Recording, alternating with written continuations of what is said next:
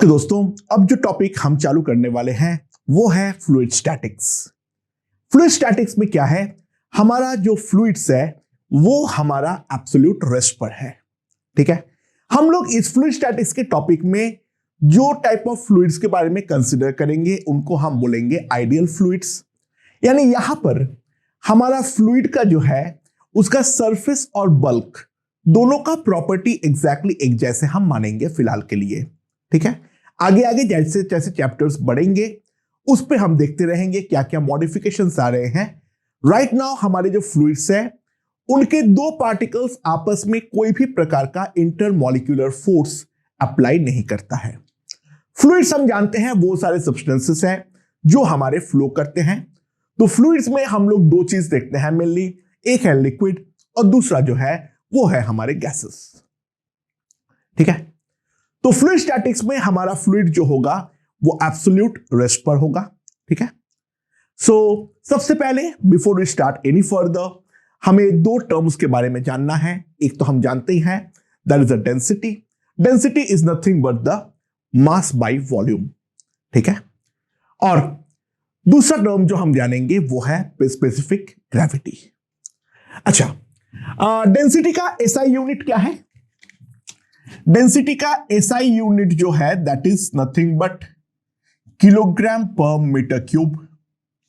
ठीक है, और इसका जो सीजीएस यूनिट है जो हम सबसे ज्यादा यूज करते हैं यहां पर that is nothing but gram per centimetre cube. And I know centimetre cube is same as ml, millilitre. ठीक है, सो एक बात तो याद होगा, जो 1 kg per metre cube is equals to 10 to the power 3 gram per centimetre cube. ठीक है, अच्छा, डेंसिटी में याद किस किस का रखना है? जो हमारा डेंसिटी ऑफ वाटर होती है वो हमें इस पूरे चैप्टर के दौरान याद रखना है। That is equals to rho W, that is equals to 1 gram per centimetre cube. ठीक है, and that can be also written as 10 to the power 3 kilogram per metre cube. और दूसरा जो हमें इस चैप्टर में याद रखना है जो हमें दिया हुआ नहीं होगा, that is the density of mercury, that is equals to rho m,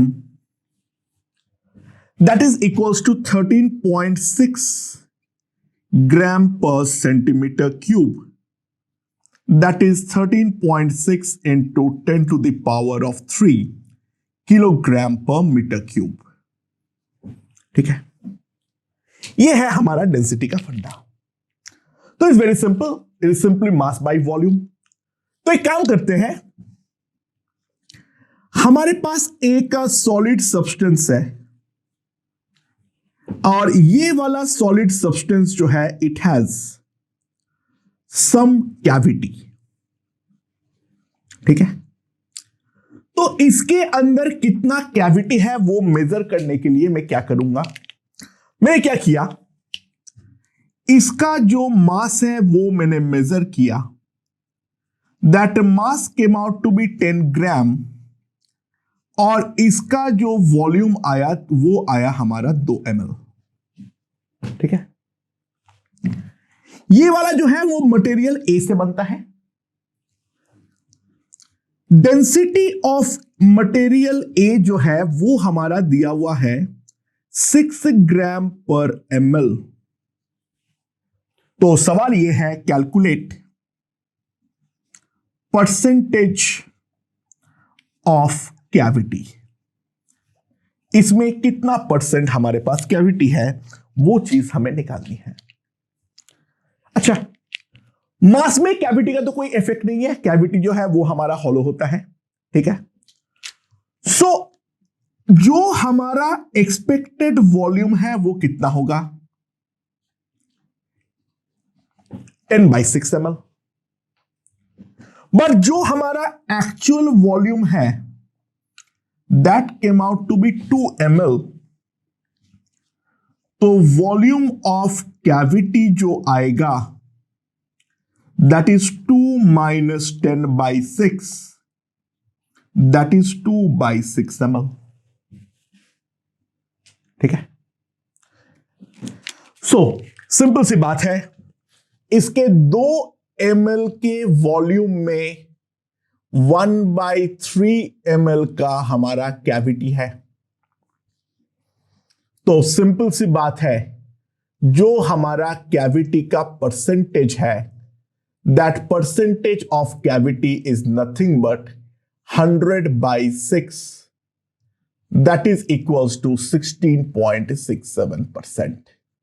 That gives me the percentage of volume of cavity. दोस्तों मेरे ख्याल से ये हमें समझ में आ चुका है, राइट? अच्छा, तो एक काम करते हैं, अब हम लोग एक डिफाइन कर लेते हैं पहले, specific gravity. Now what is mean by specific gravity?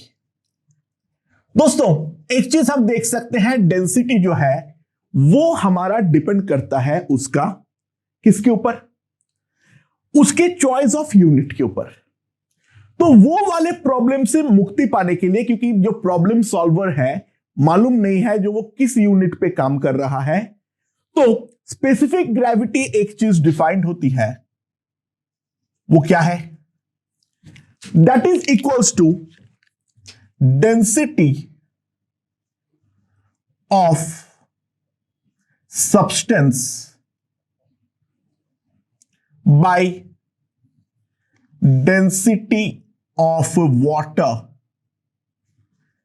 specifically at 4 degrees Celsius। ठीक है, 4 डिग्री सेल्सियस में जो वाटर का डेंसिटी होता है वो तुम्हारा क्या होता है? 1 माने जाते हैं। ठीक है, 4 डिग्री सेल्सियस पे इन ग्राम पर सेंटीमीटर क्यूब। बाकी टेम्परेचर के साथ डेंसिटी ऑफ वाटर का एक माइन्यूट सा डिपेंडेंसी है। प्रॉब्लम सॉल्विंग के दौरान उसको हम नेग्लेक्ट करते हैं, बट डेफिनेशन पे तो उसको हम नेग्लेक्ट नहीं कर सकते हैं। So this is the definition of specific gravity. It is the density of substance by density of water at 4 degree Celsius. ठीक है, so it is an unitless quantity। ये जो क्वांटिटी है दैट इज कंप्लीटली यूनिटलेस। ठीक है, अब ग्राम per centimetre cube में बहुत सिंपल सी बात है, क्योंकि वाटर का डेंसिटी हमारा 1 माने जाता 1 है, तो सिंपल सी बात है, इन ग्राम पर सेंटीमीटर क्यूब अगर स्पेसिफिक ग्रेविटी को हम S बोलेंगे तो डेंसिटी रो जो आएगा दैट विल बी, मैग्नीट्यूड में कोई डिफरेंस नहीं आएगा, वो सिंपली हमारा क्या आ जाएगा? यूनिट लग जाएगा ग्राम पर सेंटीमीटर क्यूब। और सिमिलरली इन SI अगर स्पेसिफिक ग्रेविटी हमारा S है तो डेंसिटी जो आएगा that will be S into 10⁻³ kilogram per metre cube. That conversion has to be remembered. तो इसको लेके ज्यादा दिमाग लगाने का तो कोई जरूरत नहीं है, तो एक सिंपल काम करते हैं, 1-2 सवाल देख लेते हैं फटाफट। लेट्स सी क्या है मेरे पास? 2 सब्सटेंसेस यानी 2 लिक्विड्स है मेरे पास। ठीक है, पहले उनको मैंने मिक्स किया इक्वल वॉल्यूम लेकर। 2 लिक्विड कंप्लीटली आपस में मिक्स होता है। ठीक है, आपस में कंप्लीटली मिक्स हो जाता है। पहले मैं दोनों का इक्वल वॉल्यूम लेके मिक्स किया, तो उस टाइम पे जो हमारा स्पेसिफिक ग्रेविटी आया वो हमारा आया 3। ठीक है, और दूसरे केस में मैंने ऐड किया, मिक्स किया इक्वल मास के साथ, तो उन टाइम में जो स्पेसिफिक ग्रेविटी आया इक्वल मास की तरह मिक्स करने पर वो आया है हमारा 4। तो सवाल ये है, calculate rho of both the liquids. दोनों लिक्विड का जो इंडिविजुअल डेंसिटी है, ठीक है, वो हमें निकालनी है। चलो सिंपल सी बात है, जो दो लिक्विड है, लिक्विड 1 का जो हमारा डेंसिटी है, मान लो वो है हमारा ρ1, मैं ग्राम पर सेंटीमीटर क्यूब में ले रहा हूं, ठीक है, यूनिट जो है वो ग्राम पर सेंटीमीटर क्यूब है। और लिक्विड 2 में जो डेंसिटी है वो मान लो है ρ2। सॉरी, मैंने यहां पर डेटा थोड़ा उल्टा दिया हूं। Take this as 4 and this as 3, sorry, ठीक है, मैंने उल्टा ले लिया था।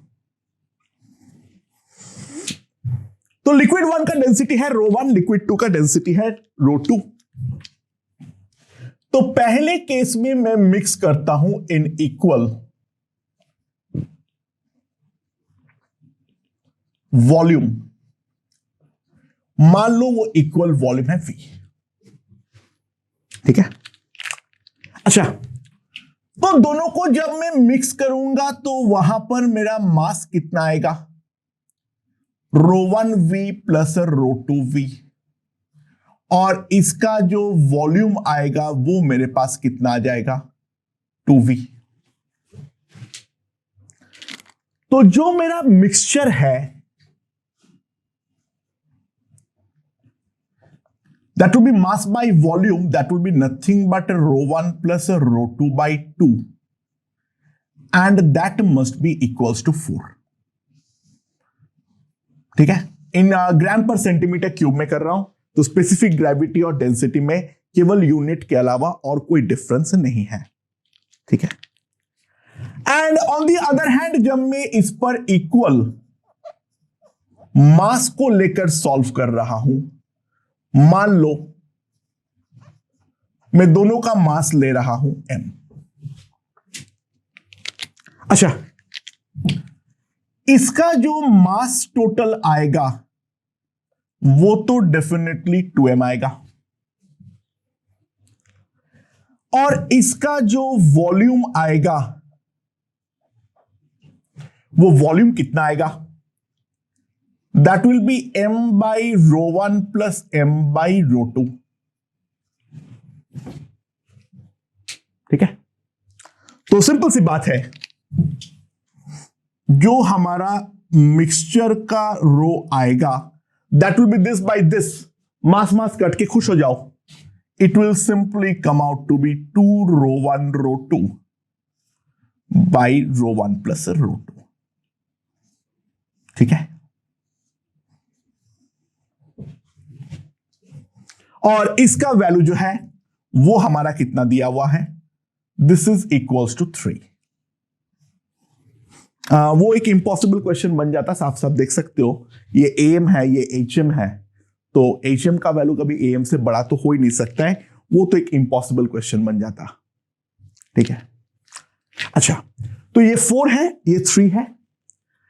इन दोनों का वैल्यूज मैं जानता हूं, तो मैं क्या करूंगा, ध्यान दो, क्यों ना मैं इन दोनों को मल्टीप्लाई कर देता हूं, तो ρ1 ρ2 जो आएगा that will be simply equals to 12,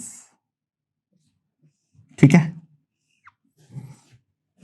और इसके अलावा ρ1 प्लस ρ2 मैं जानता हूं इज इक्वल्स टू 8।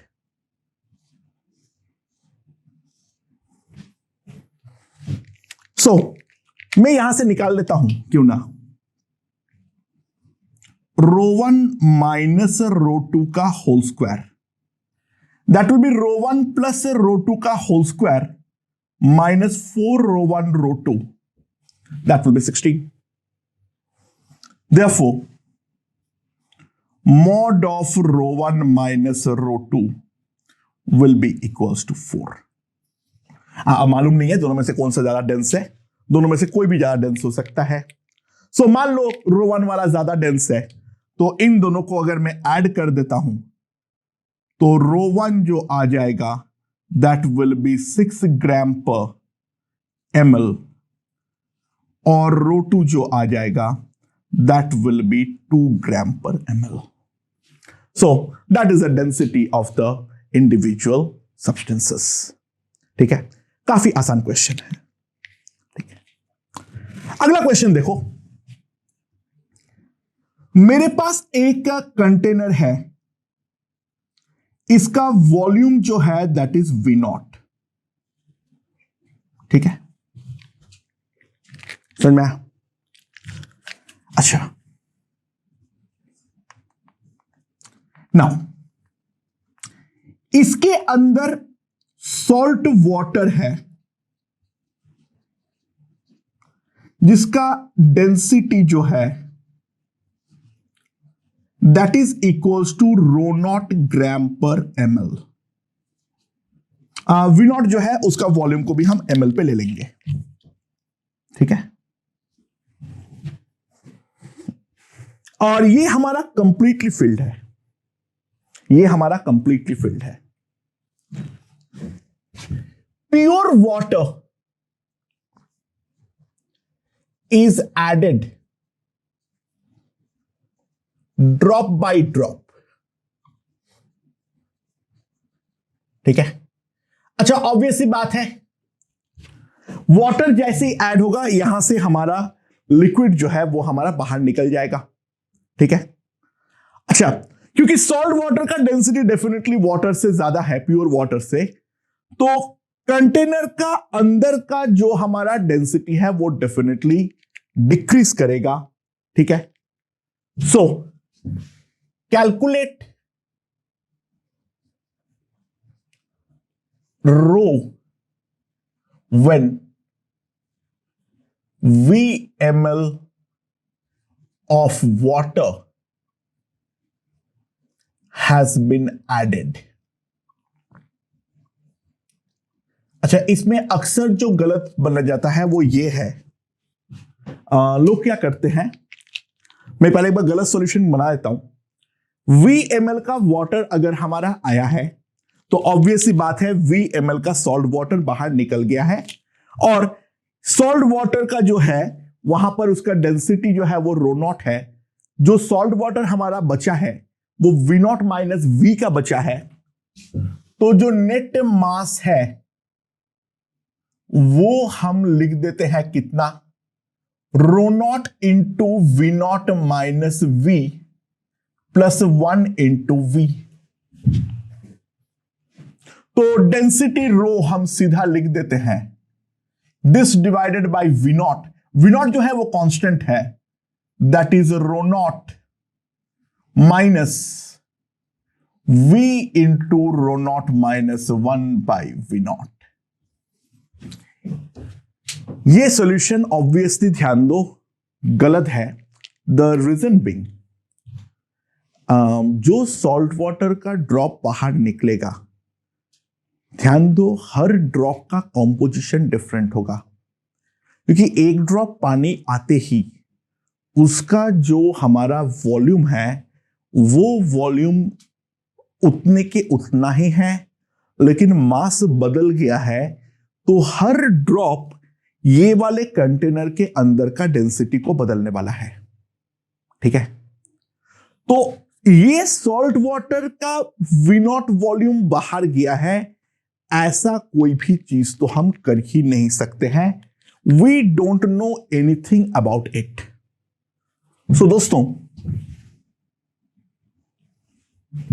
ये तो डेफिनेटली गलत है. तो क्या करते हैं, late when x ml of water is added, density becomes rho. x ml water add हो गया है तो डेंसिटी जो है वो हमारा रो है. ठीक है, वॉल्यूम ऑफ वन ड्रॉप, मान लो that is equals to dx। सब कुछ ml पे चल रहा है। तो ये वाला जो हमारा ड्रॉप है वो इसके एक ड्रॉप को रिप्लेस करेगा, वो हमारा इसका एक ड्रॉप को रिप्लेस करने वाला है। और वो ड्रॉप को रिप्लेस करने के कारण दोस्तों ध्यान दो, ये वाले प्रोसेस के कारण जो हमारा मास पे बदलाव आएगा, ठीक है, that will be 1 into dx minus rho into dx।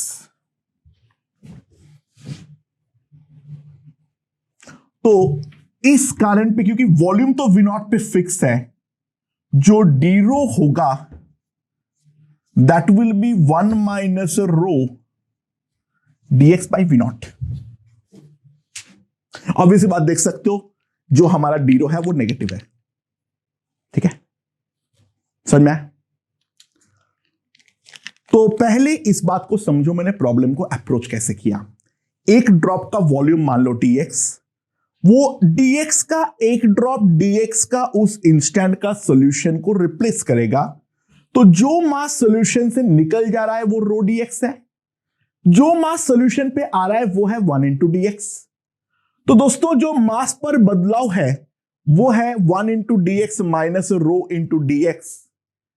Container का वॉल्यूम हमारा फिक्स है, तो डी रो जो आएगा that will be 1 minus rho into dx by V naught. So what I can say is